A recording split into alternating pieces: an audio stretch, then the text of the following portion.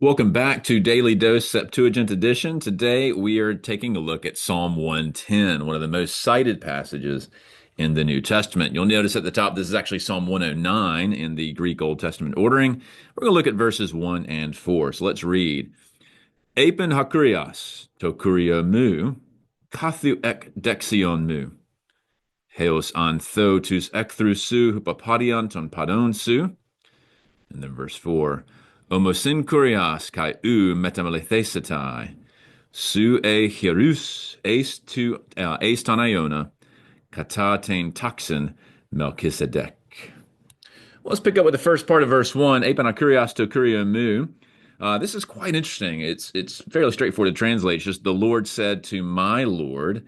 But the Hebrew here is actually the tetragrammaton, Yahweh, or however you want to pronounce that, speaking to Adoni. That's the second instance of Kurio. The translator has used Kurios for both the divine name and Adoni.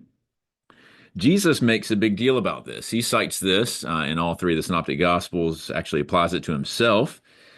So one of the key examples is Luke 20, verse 42, where he basically says, look, David is reporting this idea that God, the Lord Father, is speaking to ultimately me as the anointed one who is being called, in this case, David's Lord, because David is the psalmist here per the superscription to this psalm. It's a psalm of David. So David is basically reporting a conversation whereby he overhears Lord in terms of God the Father speaking to his Lord, namely Jesus. So in this sort of inner Trinitarian conversation that David is recording, at least according to Jesus, what do they say? So the Father says this, Kathu ekdexion mu.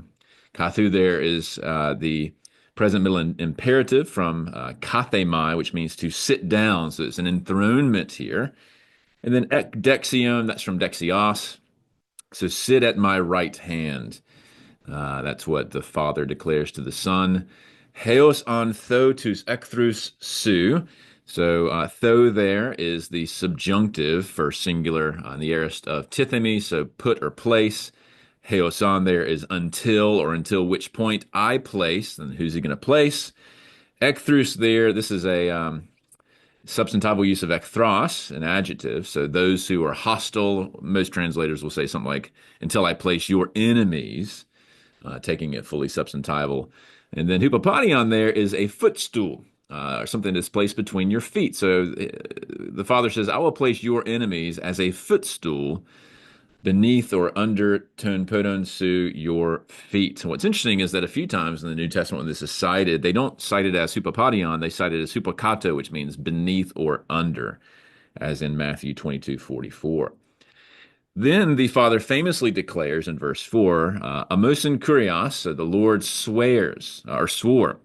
Omosin there is from omnumi. This is an aorist third singular from to swear an oath.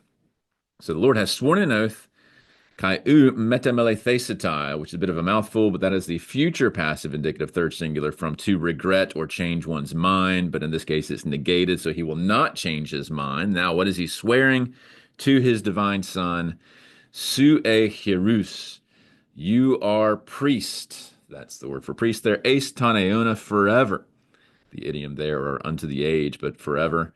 Katatain taxin Melchizedek. Taxis is an order or a division. It's used a couple different times in the New Testament as well to refer to different orders of priesthood.